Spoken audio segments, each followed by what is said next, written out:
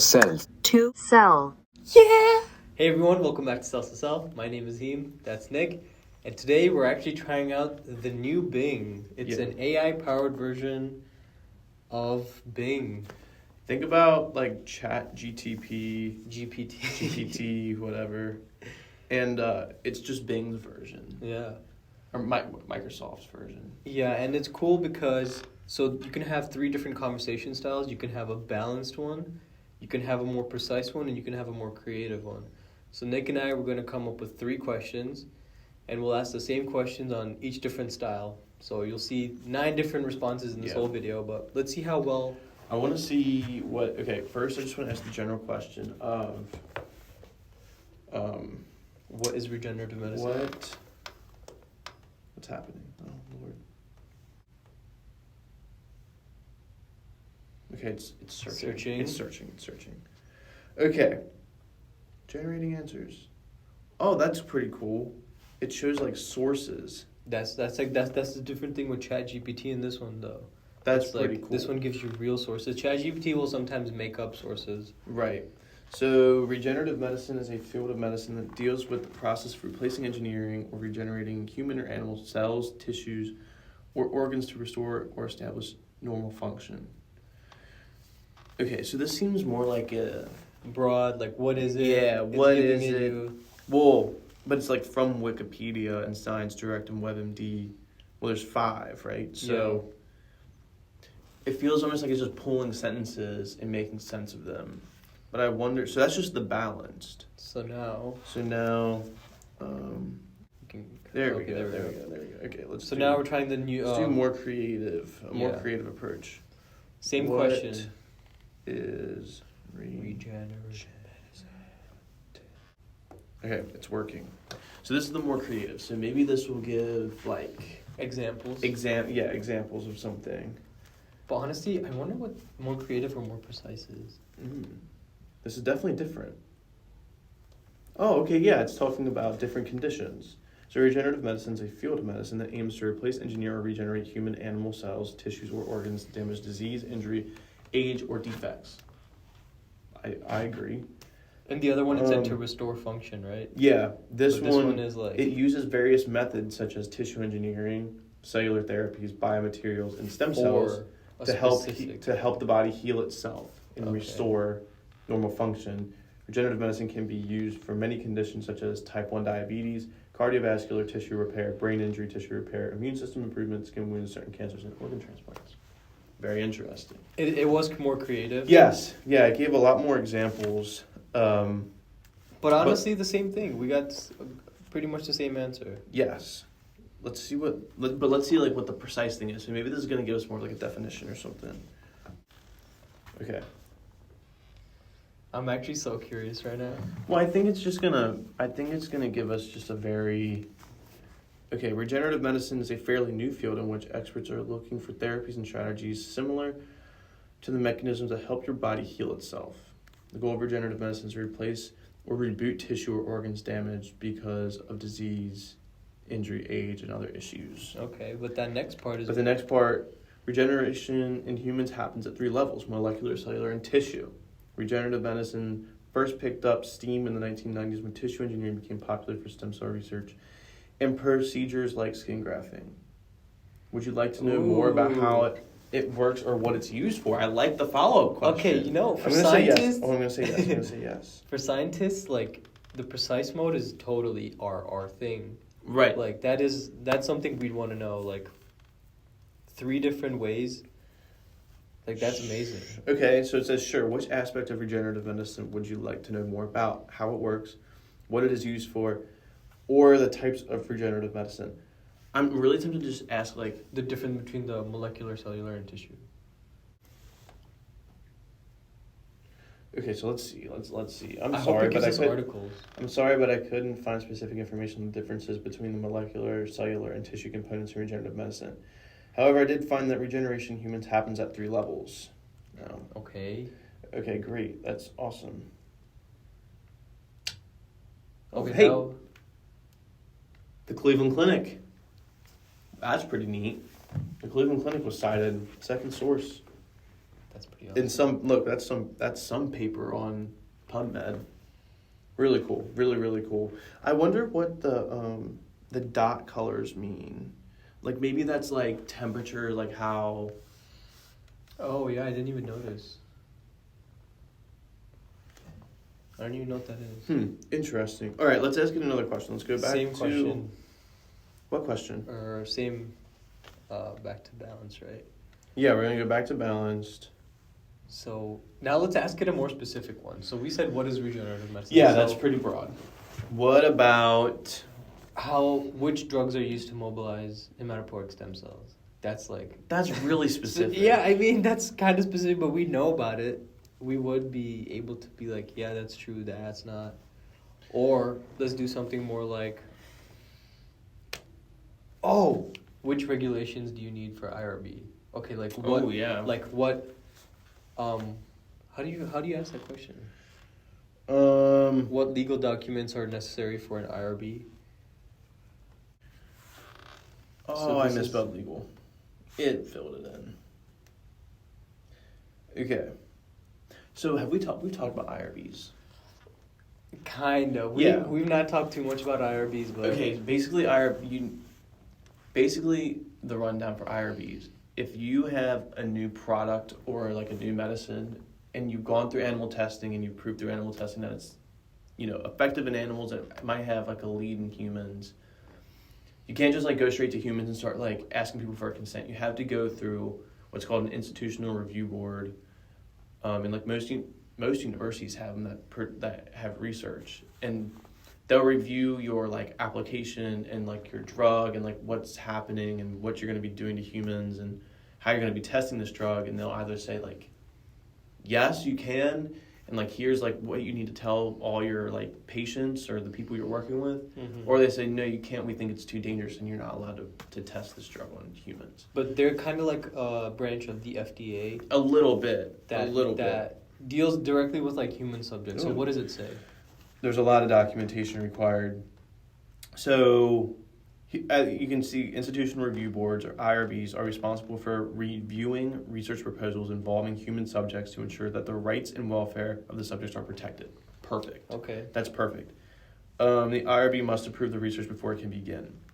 So skipping down, the documentation required for IRB approval varies depending on the nature of research, the institution involved. But common documents are like informed consent forms, so like you have to have your people sign them and they have to read it knowing all the risks and everything that might go wrong. Research protocol, obviously you have to say what you're going to be doing. Investigator's brochure, I think that's just like a summary, it's like an abstract. Advertisements for recruitment of subjects. So yeah, some clinical trials just don't have people like knocking down the door for it. Like you have to like go out and like sometimes you have to give incentives. Like you'll see on college campuses and like in cities that are kind of like hubs. Like I know Cincinnati has a couple, but you could like get paid to go be in a clinical trial to like, they love to test on like college kids, like healthy college kids, to see like what side effects there might be with a drug, whether it's like inflammation or something. But there's a bunch of stuff. You can hold it. All right, creativity it is. Don't be scared. How can I help? I'm excited for the precise one, dude. It's gonna give us like CFR Everything. .11.155 or something. I like how it feels like this AI can like go get like the more general stuff, but when you ask like precise, it's gonna go into like those scientific papers, and it's gonna go into like research websites and hospitals and everything. Whereas this is just like FDA.gov. This is insane. Yeah, this is actually insane. Okay, we're not gonna read this all out, but if you want to, you can for sure pause the video if you're interested. But basically, they're not saying it's not an expert on this topic. IRB is appropriately constituted. It gives you actual like CFR, like what documents you actually got to do.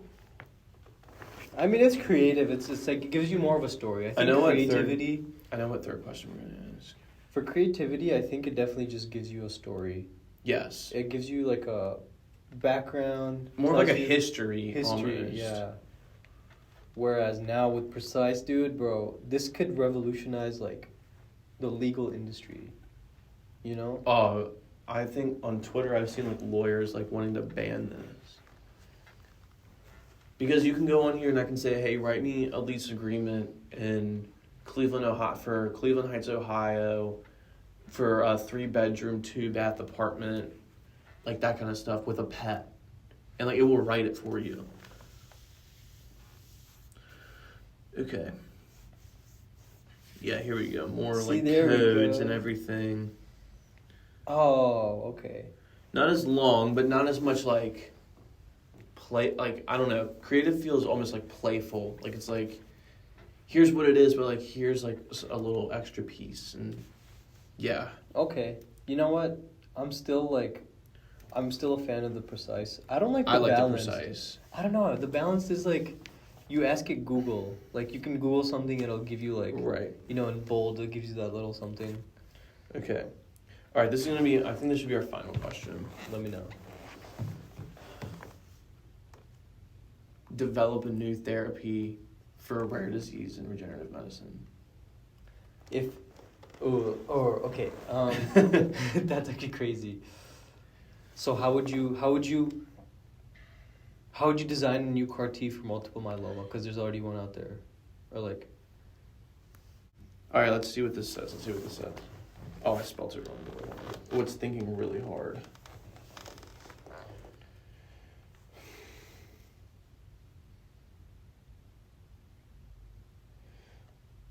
Okay,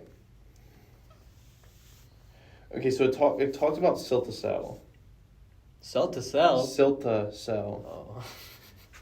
It's short for that gene autoleucel. Wait, it actually gave you something? Oh, I don't think CAR T-cell?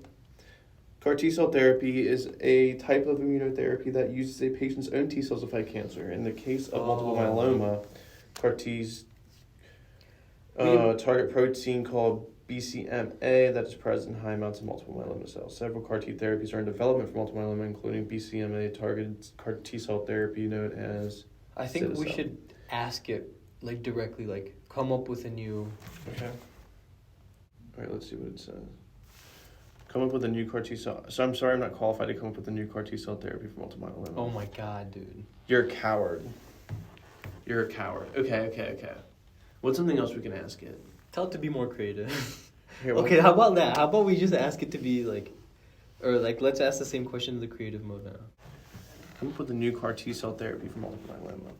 If this comes back with, I'm not qualified for this, I'm going to be mad. It's thinking. We made it's this. Really we thinking. made this. Yeah. We made this thing. Dang.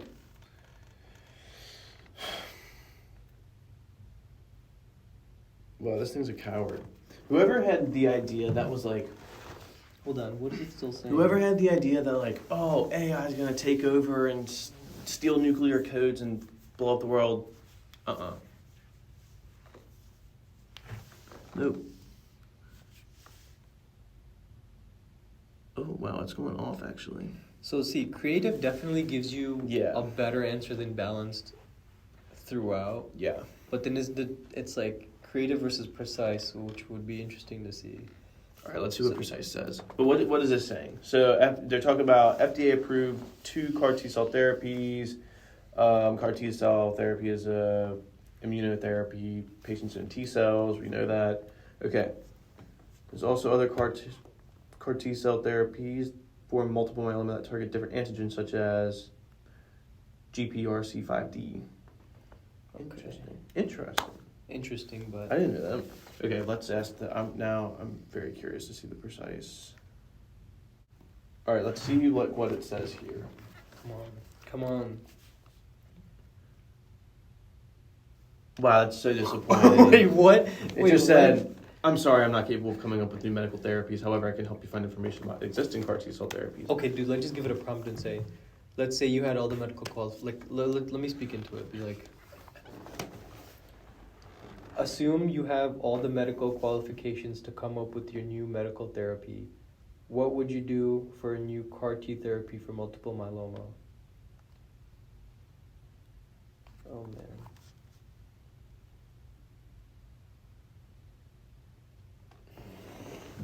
Assuming you have all the medical qualifications.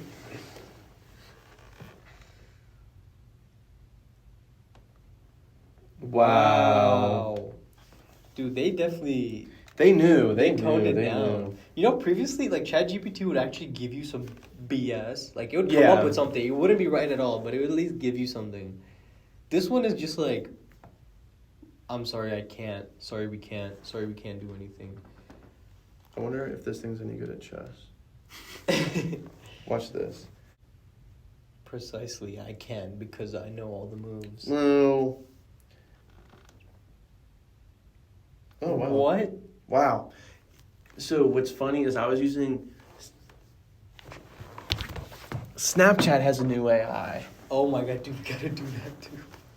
Snapchat has a new AI. And, like, there's videos, like, I like chess. And there's videos of people, like, playing, like, ChatGPT and, like, having ChatGPT play, did I say that right? ChatGPT? ChatGPT. Okay, we're done with the iPad. Okay. But I asked my phone, I was like, I asked Snapchat, I was like, can you play chess? And he said, yeah, I can play chess. So I was like, okay, perfect. So I said E5, which is like the king's pawn opening. And then, like, he played E6. And then, like, we played a couple moves. And then he made, like, 3 illegal moves. And I said, you can't do that. He's like, oh, I'm sorry, I'm going to do this one. That's another illegal move. You can't do that in this game.